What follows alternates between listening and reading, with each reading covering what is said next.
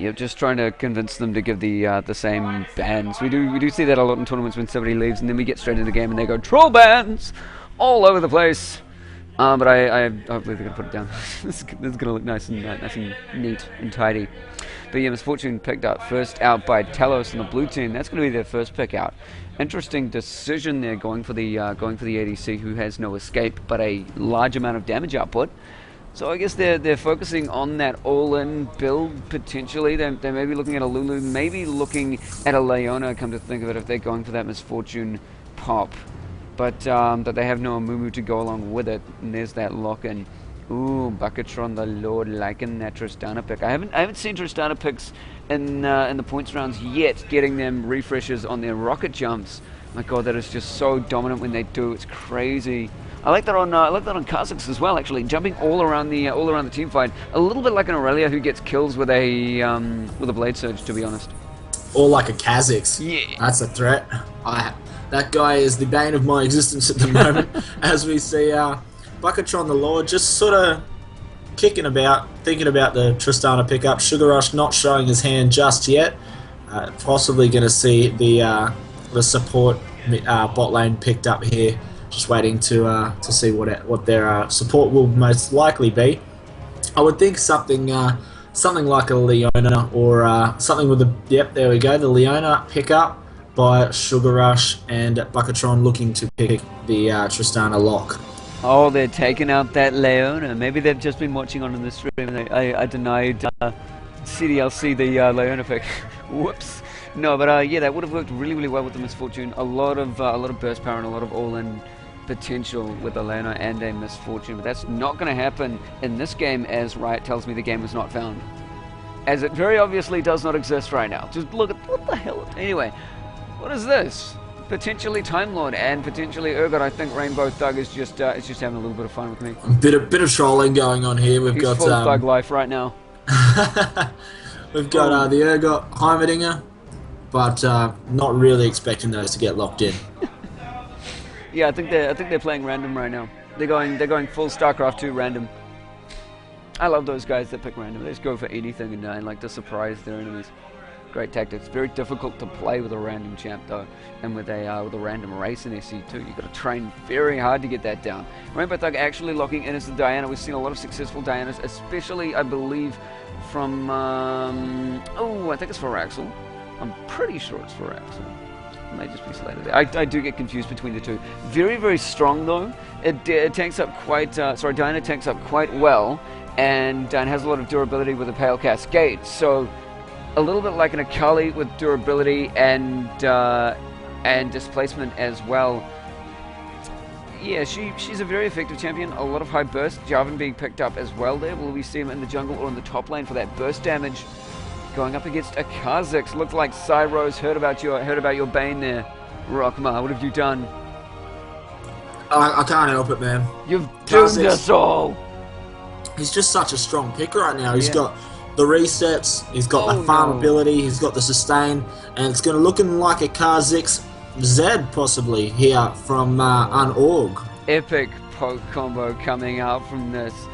They're going to be able to take people out in a single bound. You know, Zed's going to jump in there with his ghost, and Kha'Zix's going to jump over walls. As long as they keep, I think they're going to start ward spamming, to be honest. If Leona keeps the entire map warded, they have 3 jump champion assassins on their team. And while that doesn't work with an initiate, if there's any amount of AoE coming out from CDLC, those guys are going to die pretty quickly unless their damage output is a lot higher and they scale well in the early game. But my God, 3 jump champions. Disengage, engage, 2 of them have refreshes. One of them doesn't even have to go in, he can just throw his shadow and do whatever he wants. I'm afraid for CDLC just because of the pure damage output coming out from an org. It's going to be fun. It's going to be fun. Zyra getting picked out there. Great pick for going up against assassination champs. I would have expected, I mean, I guess Diana didn't know that was coming. I would have expected a Lux pick going out purely because of her ability to lock down enemy champions. Diana's going to have a tough time now. She's a very up-in-your-face champion. So is Jarvan. And that's exactly what Unorg want. They want to bait out those plays. And we actually not allowed to bring out the summoner spells yet, but Diana may just have an idea of what's going on here and how to mitigate the damage from it. That sort of gives away the the summoner spell there. Wow, they But actually just locked in that Akali. They just did that. Oh my god. very interesting here from Unorg. They have basically Cataclysm, which is can be one of the most devastating ultimates in the game.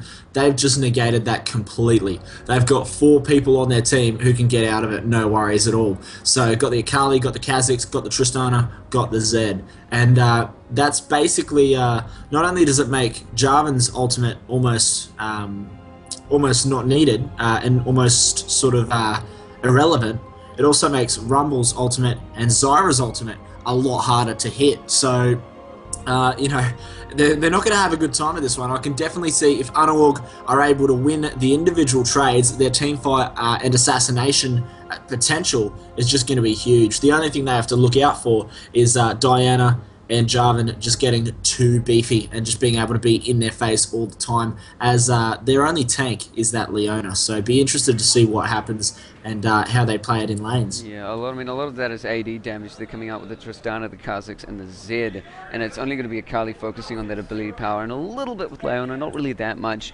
But yeah, if CDLC win that laning phase, they'll tank up enough to deal with assassins easy. I think they're gonna main out getting defense items just to try and sustain that laning phase and potentially push their lanes. And that's where the error in judgment may have been made by Unorganized. If they push their lanes so much, Jarvan has the potential to really lock them down. He's got a great initiate. He's got great burst damage. And he does lock down individual targets, but as we said before, every single one of those champions has a jump.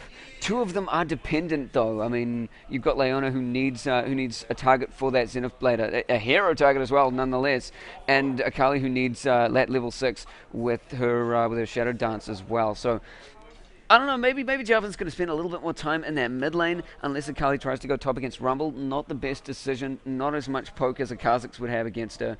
But now that the lane remaining is off, we do see that Kha'Zix is the one in the jungle. I believe Zed is going to go in that top lane, and we've got Akali in the mid. So yeah, they're very vulnerable. If they take away that early game, they may just bring it in, but they're very, very vulnerable. I don't know how they're going to deal with ganks coming from Jarvan. But if they do, they're sweet for that mid to late. They're sweet. They Absolutely, dare you to jump in. They dare you. Well, I think the thing to realise here is Tristana can get out of jail free with that rocket jump. She's going to be okay. Kha'Zix as well. He's going to be able to get away. Akali, she does need level 6, but she does have the Shroud.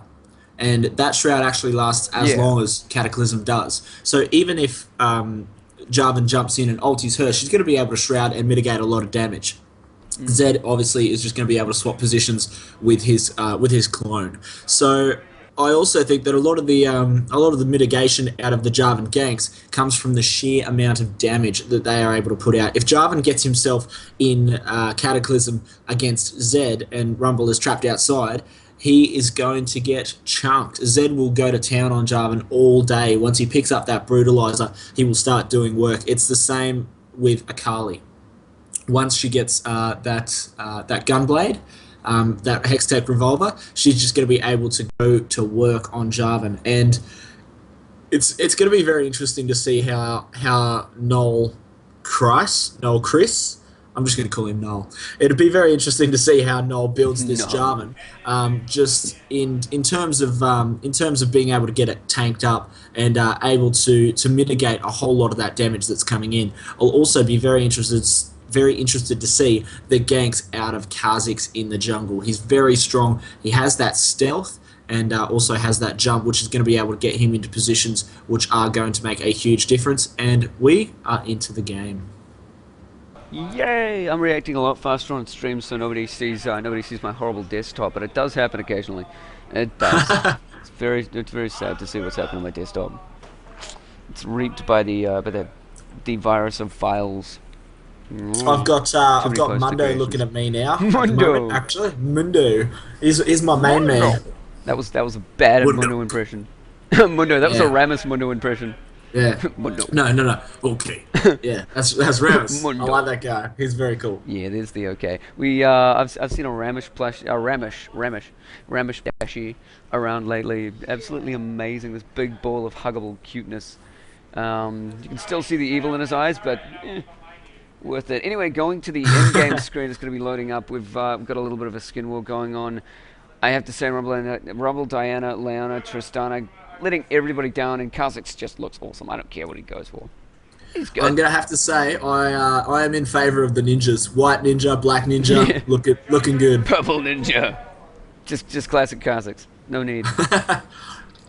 They have covered all the colours I of actually the am a rainbow. big fan of yeah. I'm actually a big fan of the normal Kazakhs. I actually am Yeah. a fan of that more than the Mecha Kazakhs actually. I gotta So say, Rainbow Slug's gonna be looking very jelly. absolutely. None of the rainbows on her team. Very drab. All the fashion and CoG LoL esports happening right here. Anyway, it looks like Cyro's Light has a Patoaster. What are we gonna do with the Patoasters in New Zealand? We need some upgraded PCs, people. If you love evil graphics cards and processors, who cares about the RAM? LoL doesn't need RAM. It doesn't. Just needs a little bit of. Oh mate, you could play this on a toaster almost. It's good stuff. It's good stuff, and that's the thing I do like about LoL. You know, it's a great game, always changing. Every single match is different, but gives everyone the ability to play. It doesn't really need a whole lot of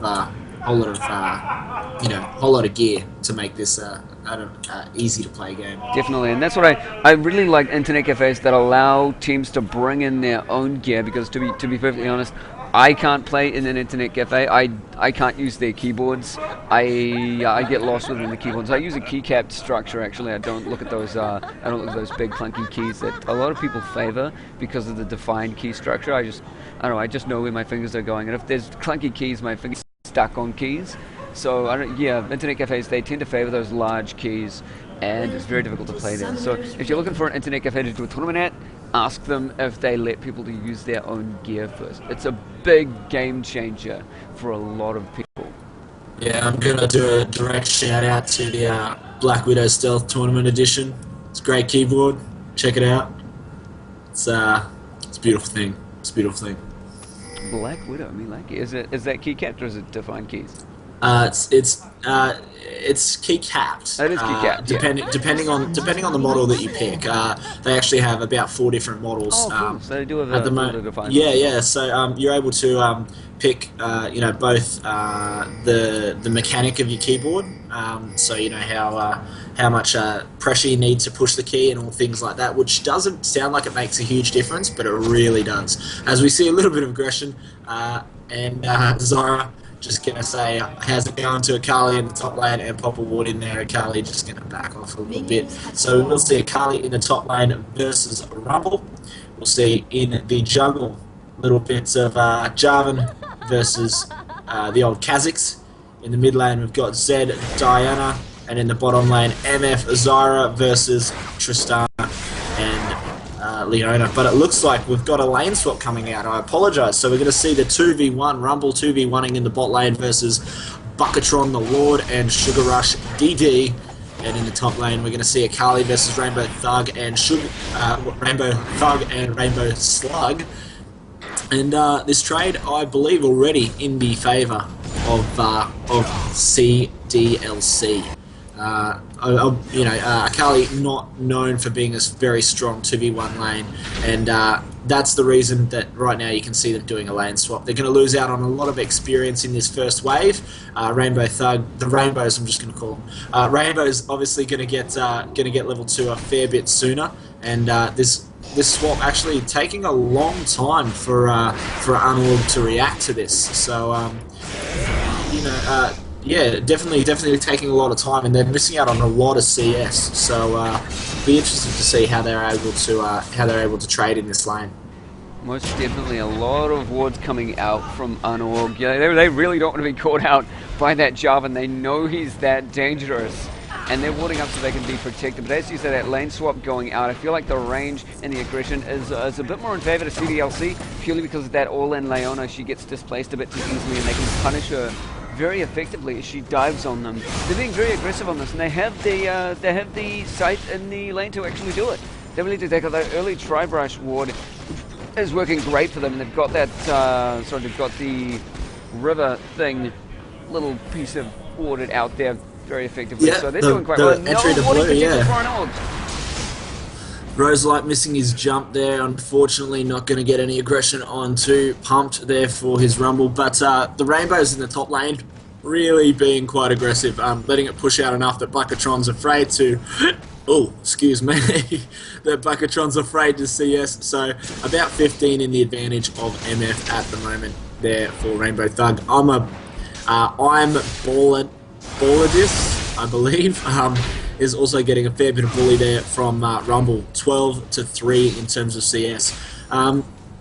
You know, honestly, I think even though Akali was definitely going to lose out in that lane swap, I feel that now both lanes have lost out, and possibly it would have been a better option to keep the lane swap and try and with Buckatron and Sugar Rush try and force that Rumble back under his own turret to farm, and yeah, very interesting choice, but possibly not the right one. But we'll see how they go. At the moment, Akali getting a fair bit of pressure here from Rumble. He really doesn't care. He's got 8 pots left in his inventory. Akali got 8 pots. They're just going to sustain that all day.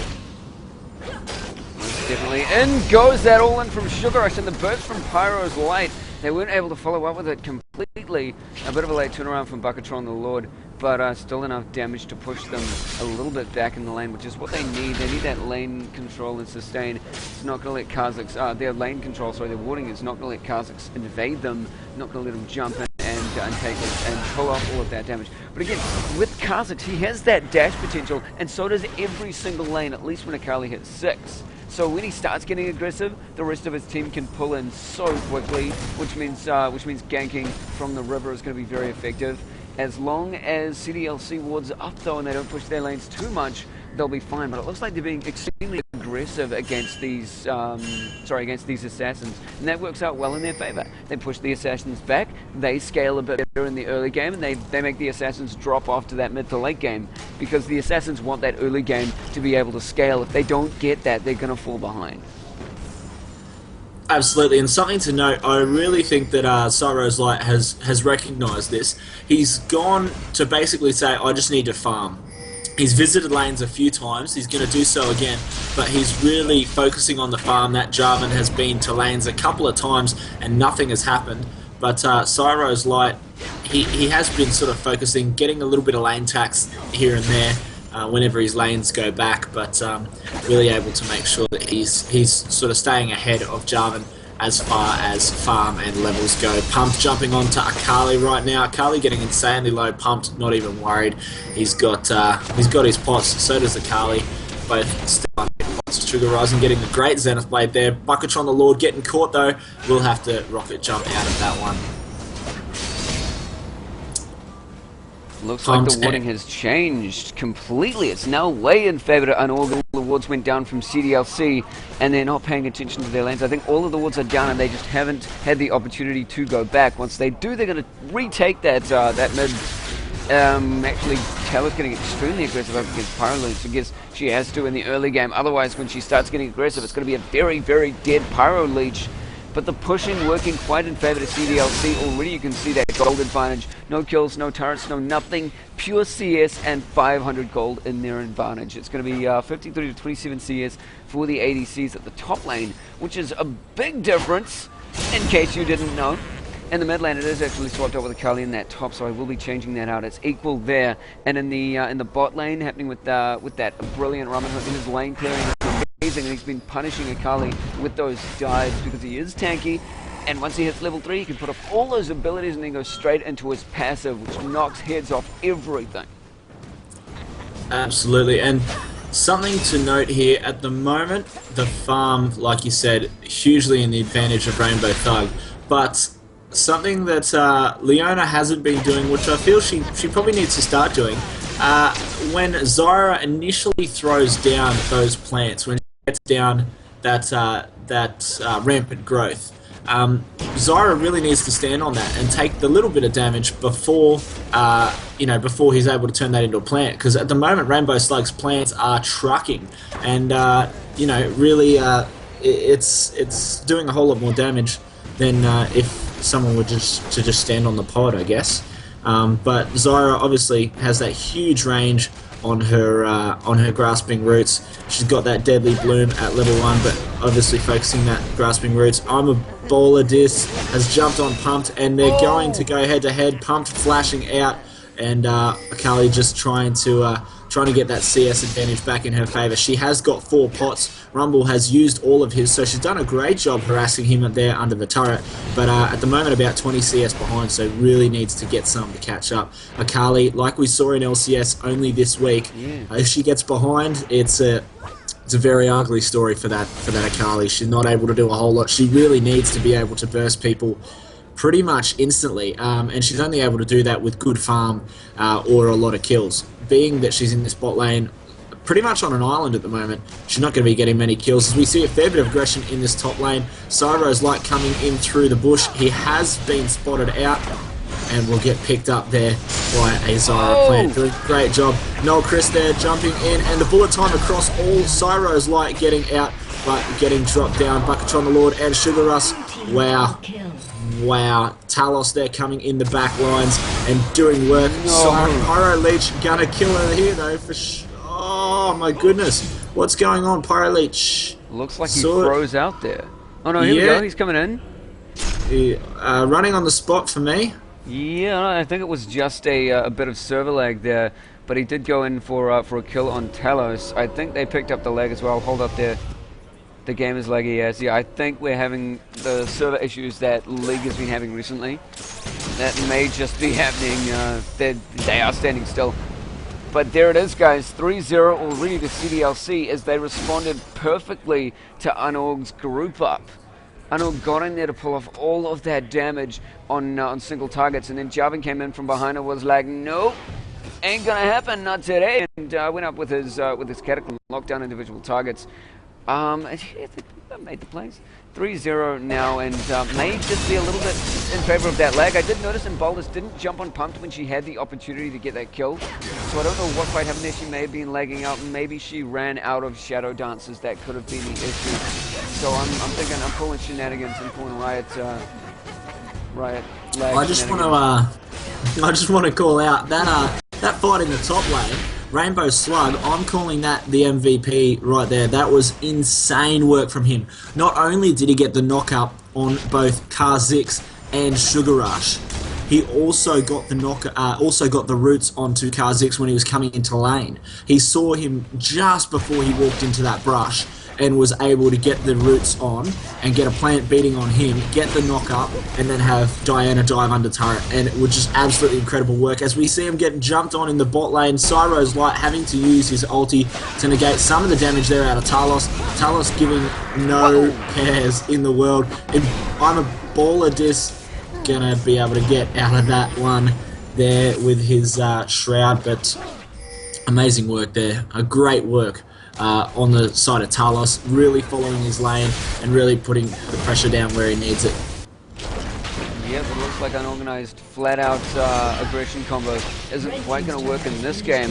And down goes that turret at the bot lane. As you saw, a lot of that early aggression against Balladus worked out well in Rumble's favor. Once he gets that that initial damage off, once he scales past level 3 up against an Akali, he will shred everything. And he's been damaging that turret the entire time he's been in lane. With that one engage, he's gone in. Now they have map advantage. They're going to go for that dragon. And yes, as you said, Rainbow Slug, definite MVP. All of those grasping roots are landing perfectly. And grasping roots is one of those roots that are really, really fast. So it's quite hard to dodge already, but they're just so perfectly placed as in terms of positioning rather than pure hitting everything up. And now that gold lead is sitting at 7.2 to 12.5, up at around about 5k, and a turret up on them as well. So everything going extremely well for CDLC right now. All of the farm in every single lane, everything. And one of the things to note about Zyra, which is the reason most people usually get pinged there by that grasping roots, it travels about 200 units more than most other skill shots, which makes it insanely hard to dodge, because usually you're standing at the end, you're like, oh, I'll be right here, and she'll get the roots onto you, and then as soon as she's got the roots down, she throws that deadly bloom on top, whether she's got a pod or not. It does a lot of damage just for the poke. Gives her about almost 100 damage just out of the poke of it, which onto Tristana, when she can use it pretty much off cooldown, being that she's only got 1200 health there on the Tristana, really doing very well. Rainbow Thug pretty much forcing Bucketron off the wave, and there's not a lot that they can do at this point in time. Rainbow Thug pretty much happy to let it push out and take the CS. force it into lane and let turret get most of the hits. About double the CS in favour of Rainbow Thug at the moment, and you know, you're really able to see that disadvantage in lane. The PF Sword Vampiric Scepter up against the double Doran's Blade Berserker Greaves coming out from Bucketron the Lord. I do have to say Bucketron wins in terms of names. Bucketron is that name rules, man. It's a very cool name. I am a fan.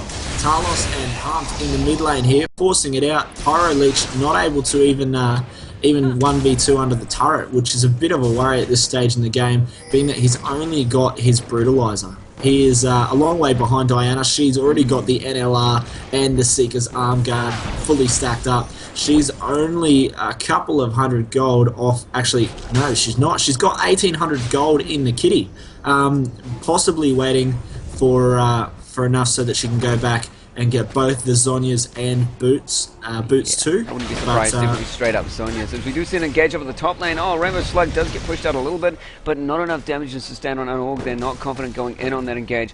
But definitely, it's very strange to see how Unorg are building. They're still building oriented straight towards an aggressive build. Look at those two move speed boots going straight out there. Two boots of travel, come to think of it.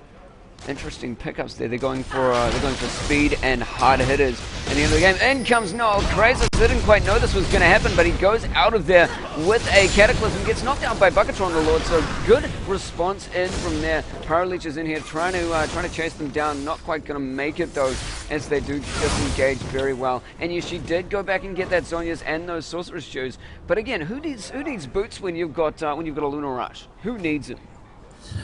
I think it's all about the penetration at this point. She's like, what can I get that's going to give me lots of early damage? I'll get boots. Utility and damage. She's doing really well at the moment.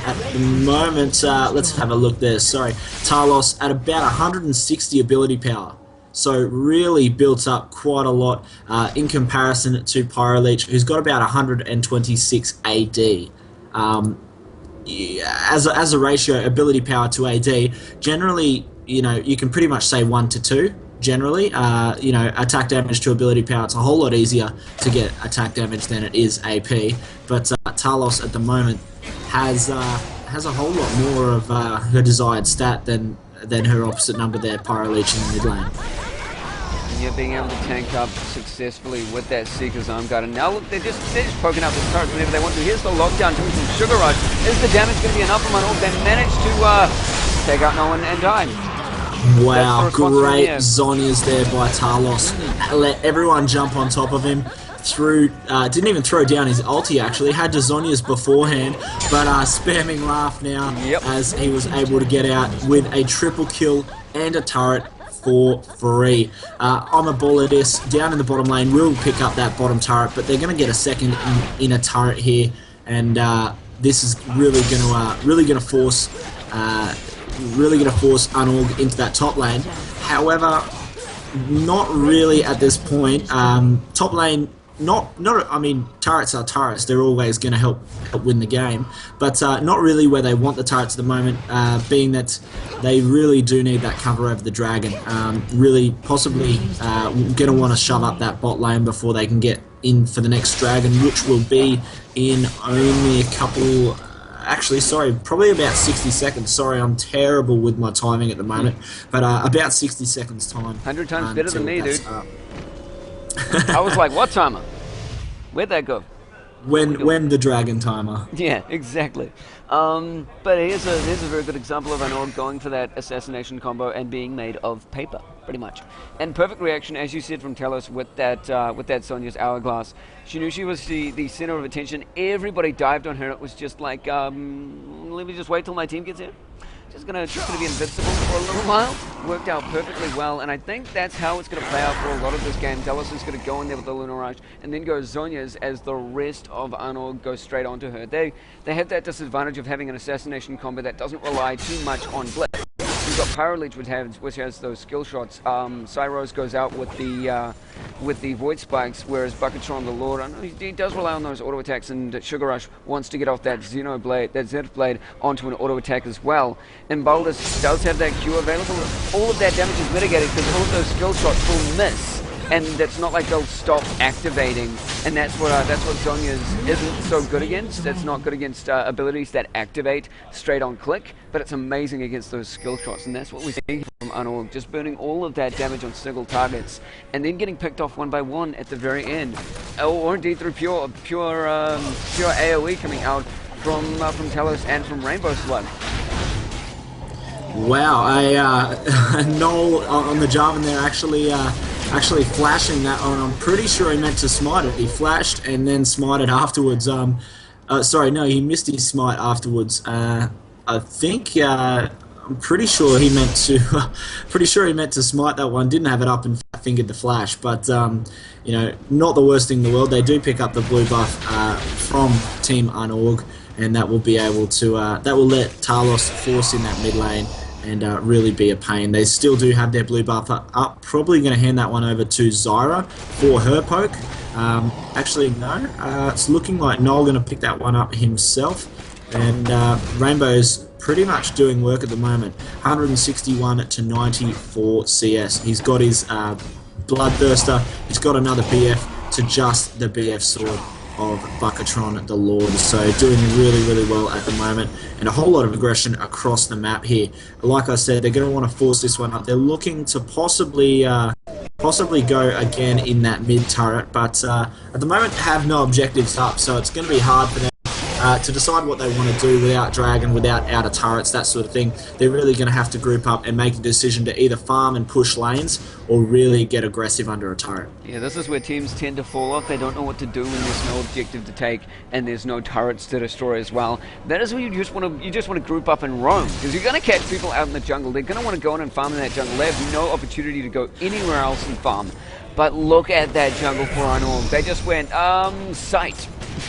Look at all of that. They've got hundreds of wards. Yeah, just a little over exaggeration, but hundreds of wards in that jungle already, and they're making sure they keep it under strict guard, because the rest of CDLC was just clearing it before. Now that it's down, they want that farm when it comes back up. Otherwise, they're just going to be put further and further behind. Already an 8k gold gap. They do have that opportunity to come back if they control their space, and they do have quite a lot of damage. They can scale easily, and they do have a great amount of poke. But again, there's just so much damage mitigation, so much tankiness, and so much gold advantage going into CDLC. They can poke out a turret as long as they want to, and they've got a good amount of CC to take out characters that jump at them as well. Especially Leona. Leona hasn't scaled well. She didn't get a GP10. She went straight for that Aegis, and that has left her vulnerable. Getting that GP10 would have allowed her to ward a little bit more effectively, and then tank up with the Sightstone potentially, and then go into an Aegis. But she's very vulnerable right now and very low on gold. Let me just look at that disparity: 3.7 to 4.1 in the support roles. Which doesn't sound like a huge amount of gold disparity across the supports. It's a lot of wards. It's a lot of wards. It's also a ruby crystal, or you know, it is another key item for a support. Supports generally don't make a lot of money in a short game. I mean, at about 20 minutes, you'd expect them to have about 5,000 gold. But having a really hard time here, Sugar Rush Double D is not really able to do what he needs to be doing. You know, hasn't been a part of any kills. Obviously, his team at 0 kills, yet to taste first blood, and you know, a lot of the gold for supports does come out of that assist gold, so it's really hard when your team isn't really making any assist gold. They need an initiate. They need to catch people off as single targets, and it's actually I believe Rainbow Slug is sitting there. He did have a couple of pinks and he put those down and cleared a couple of woods, and now they're starting to regain control of that jungle as minions are coming back up. So they got it back at the crucial time. And yeah, they're moving as a single unit, so they're doing well to get away from Unorg's big advantage, which is catching up to the side, bursting them down almost instantly, and that's where they want to get the lead. But they're not allowed to get that lead anymore. There's just too much grouping up coming up from CDLC, and they've done some great lane pushing as well. Only one of their turrets have gone down, and they've been enough. They've been in the lanes enough to take care of lane waves, and then move into the jungle and take objectives. So doing very well to group up, and that's how you respond in that late game. And something to note as well, Dragon up in about 1 minute 20. What they're doing is they're keeping the mid lane pushed. They're having pumped on that rumble, push that bot lane, and that's going to give them full vision. They're only going to need 2 wards to see exactly where where Arnorg is coming through the jungle, and that's the red buff onto Kha'Zix there. So 20 seconds on the blue buff for Arnorg, and just under a minute for the Only Dragon. But what they're trying to do is push those lanes up. They'll put a ward in the banana bush, a ward on that blue, probably pick that up. Like I said, it's about 5 seconds away. They do have a timer on that. So there's obviously going to be a fair bit of aggression around this blue and into that dragon, as you can see those lanes getting pushed up. And now it's going to be a little bit more warding coming out from Rainbow Slug, I believe, sitting on 2 pinks. No, it's just 1. But yeah, they're still taking those math objectives uncontested by Arnorg, who cannot roam in the jungle anymore for fear of getting caught out and bursted down, because they are made like paper. 2 of them have picked up giant belts, as they're starting to realize maybe they're not as tanky as they thought they were, or maybe they're just not outputting enough damage after having a 10k gold gap thrust upon them and the rest of their maps stolen, so no farm coming in their favor. And that may work out for them. They are taking up significantly, but I think their damage is going to fall off, as it does with Assassins mid to late game anyway. And it's been a good response in kind from Jarvan picking up that Bulwark. And I think he's going to be focusing on getting out the Locket of the Iron Solari next, so they're doing well to stay in the game. They're not being overconfident and getting straight up damage items. They are building a bit of durability and a mix of damage. Rumble, as you can see, he's probably going to go for that Rylai's there. Yes, he does. He actually finishes that off right now, then getting out the Andrews a little bit later on. So they are tanking up very well, not playing the overconfident team and not pushing up straight away. Yeah, and something to sort of look at is the fact that, I don't know, for me, CDLC really have an opportunity here to shove lanes, but are not yet confident to do so. It's something that they're going to need to do very soon, because they aren't going to be able to just farm this game out forever. Eventually, all it's going to take is one person to jump onto Rainbow Thug or Rainbow Slug, and Kha'Zix at level 16 is going to be able to drop either one of those targets instantly. Pyro Leech is going to be able to, with the Mark of Death, drop one of those targets instantly. The more they wait, the squishier their targets become. And they really need to start, into the late game. Assassins, yes, they do fall off, but being that Rainbow Thug has 0 defensive stats at all, he's going to be a very, very easy target. And MF doesn't have that many escapes. So all he really has is either the Cataclysm out of Jarvan, which, like we've discussed, is not going to save him very much, as Unalog do have the ability to get out of that pretty much straight away, or the knock-up from Zyra. That's going to be the only thing that can save Rainbow Thug in any situation. So be very interesting to see them force an objective as they're doing now. They're forcing that Baron, which is a great call. Talos obviously aware that they're sort of sniffing around, but at the moment, Anor does not have vision of this Baron. They know now. Talos just throwing the Crescent Slash over the wall, and Cyro's Light having a little look-see in. Null is incredibly low. They're going to pick up that Baron, but at the moment, Unorg not going to engage on that. Possibly could have done. A couple of members there, a little bit low, and with the Baron on, something that you see a lot of teams do, especially with those jump-ins that they've got. Baron does a lot of damage for them in a team fight, so something that they would have been able to use it to their advantage, but chose not to do. Zed has picked himself up a Warmogs, obviously recognising that he's probably a bit too squishy, but obviously, as well as that, he's lost out on a lot of the threat that is Zed by picking that up. He's only got 145 damage. The only damage on it that he's got at the moment, the Brutalizer, with a 25 attack damage and a little bit of cooldown and armor pen. Really not the damage threat that he needs to be. As the rest of Unorg transition into being walking pieces of meat, the rest from CDLC are still building pretty legitly, going for a random one sitting on Jarvan. And yeah, again, that zone just came out so quickly for Diana as she dominated her lane, sitting 3-0-2 right now in the game with 209 farm. Not actually too much over Zed. He's been doing quite well to stay in the game. So much laugh spamming from CDLC. God, they're pretty dominant, and Mbaldis actually goes in alone, getting a little bit invisible, but there's a lot of AoE coming out from CDLC. She manages to get away from that, and CDLC really wants to secure their victory. They're not playing it stupid, they're not getting over-aggressive or overconfident. Like I said before, now they can poke out these turrets, they've got enough tankiness, and the rest of Unorg seem to be keeping them at bay for a decent amount of time. In goes Sugar Rush GD with the Center Blade into some of the Shield of Daybreak. And Invitus actually jumping in there and getting isolated as well, so Unorg not being able to jump in together as a team and getting taken out one by one.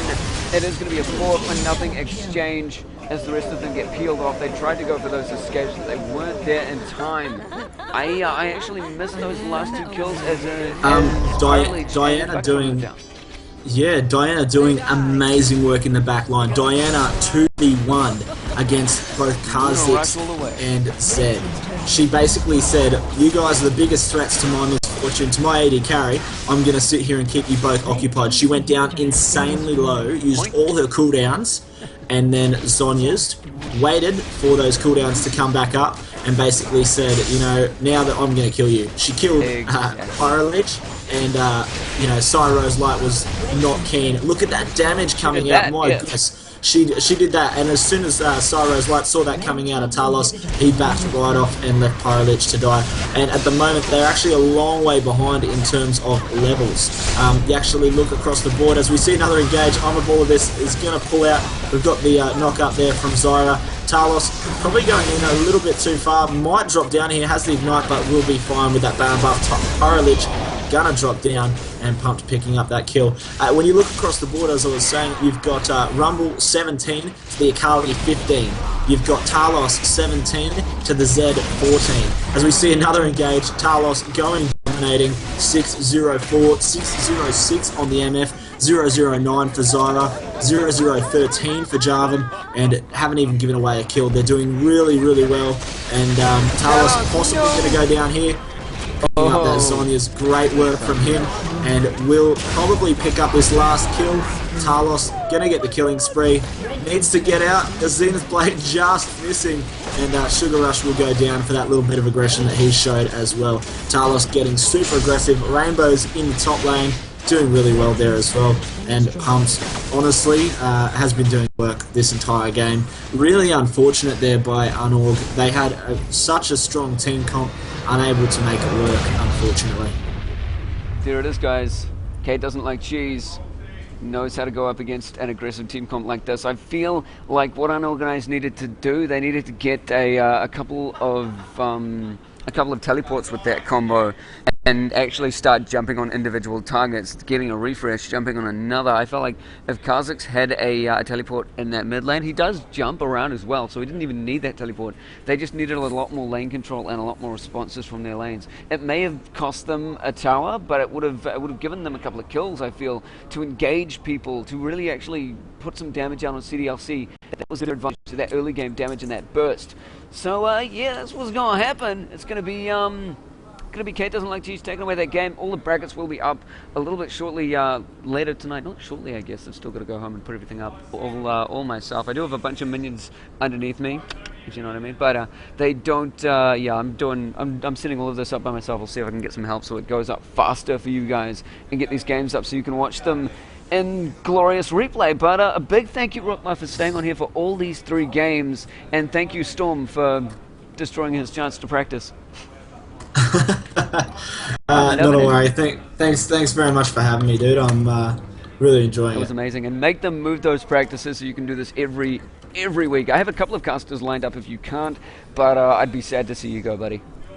Yeah, well, unfortunately, I'm actually to be married in July, so I need to keep the physique, if you know what I mean. So possibly we'll see how we go. I would really love to be able to be with you guys every Monday night, but we'll see how we go, and very much would look forward to being here next week. I completely understand, but we do have 2 shoutcasters lined up for you to join the CoG LoL Esports casting team. So look forward to that. A little bit more garden variety. A little bit more variety, not garden variety. I think that means common. I'm not doing well, am I? A little bit more variety in the casting, a little bit more fun. We may have 2 streams up even, so you guys can follow different matches at your leisure. I want to do Masters and Grinders both every week, but it's hard to get 2 streams up like that. Hard to coordinate them both and get everything up and running, because you need those people with experience trying to control the streams and everything. But yeah, it is going to be Kate doesn't like cheese taking away that game dominantly. Unorganized need to get their stuff sorted out pretty much. Need to get organised, Yeah, a little Snowy. bit. People keep making that joke, and I'm just like, oh, what a I, dumb. I had to. I had to. I saw it in chat, and I was like, Blood Orange has that role. it's pretty bad, but I'm gonna go with it. It's a bad joke, but it's a funny joke. Let's do it. Most definitely. Okay, cheers for joining in, everyone. Just a big shout out to everyone joining in on the stream. Rogmar helping me cast. Jeff Ye, who managed to get up all of the stream UI looking so pretty, so fine. And everybody else helping out in CoG LoL Esports. All of my administrators, Yggdrasil, Meat Lover, yep, that's his name. Good old Dom, loving it. And CH Ghost as Ghost. well. Yeah, Mr. Yeah, Ghosty. So big I shout out to all of remember. them, and huge shout out to Playtech for helping us put all of this on, putting in the prize money, putting in the support, and they'll probably be involved in giving us computers at the end of the year for getting the big. I'm gonna make it massive. The championship finals coming into the end of the year. Top 16 teams from both divisions going into a double elim to fight it out at the very end for spots in for the Masters spots in the grand finals, and for the Grinders spots for the Grinders tops. It will only be a double elim for the Grinders to finish off the year, but a double elim into a Grand Masters for the Masters division is going to be massive. And I've got a couple of tricks on my sleeve that hopefully I'll be able to pull off, and I've got a couple of strings to pull. Going to make it amazing for you guys. All of this, by the way, in CoG LoL Esports, it's focused on getting the players involved and giving them an amazing time. And we sort of did a lot of that last year. We're trying to improve our viewer base as well a lot this year, so we can get you guys that 360p stream that you always wanted. So it's gonna be awesome. But I've, yeah, I will tournament be. releases. Sorry just to cut you off there. Just very You're right. quickly, points round number 3 is going to come up next Monday. Again, we will be following the Masters. That's the 22nd of April, so you can tune into that. Masters LAN is on the 27th and 28th of April. That event is going to go up tonight. Tickets on sale, and you can come here live at MCC Internet Cafe, where I cast from every Monday. Please don't come and rape me.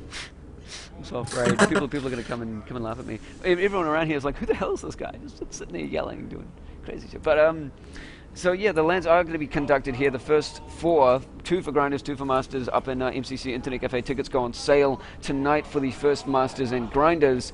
So come along to that to have fun, cheer everyone on, and make NZ Esports bigger. And yeah, that's it for me and it for Rockmar. Again, thank you for joining us, and follow him at Shouting Rock, I believe it is. Yeah. At Shouting Rock, At you know Shouting it. Rock, yeah. When I tweet, I sometimes forget, but at Shouting Rock, and you can keep up to date with what's going on. Sometimes you're doing. I never tweet unless I'm actually casting, soliciting Well, for views. Well, I do Snowy a little bit Soleil. of tweeting with sort of the games radio show that we do to sort of keep people up to date with that. But we'll be doing trying to obviously get a little bit more AU sort of Yeah. LOL stuff happening. But we will be tweeting a little bit more, and I might even be doing a couple of updates with the Company of Gamers. Company Gamers stream, so keep up to date with that, and you can also at my Twitter there'll be links to the games segments that are on the radio. So that is that. People just going to be setting up the finishing screen. Again, thanks for joining us. Finished, and thanks for joining. This is me typing and doing things at the same time. This is joining. I typed in joining. That's not going to work. Just maybe. Yes, thanks for joining. We are going to go now. This has been Snowy Padre and Rockmar, the Snowy Rock Show, over on CoG LoL Esports 2013 Online Points Rounds number 2. Join us next Monday for a lot of Snowy Rock fun and entertainment. Bye, Rockmar. See you, mate.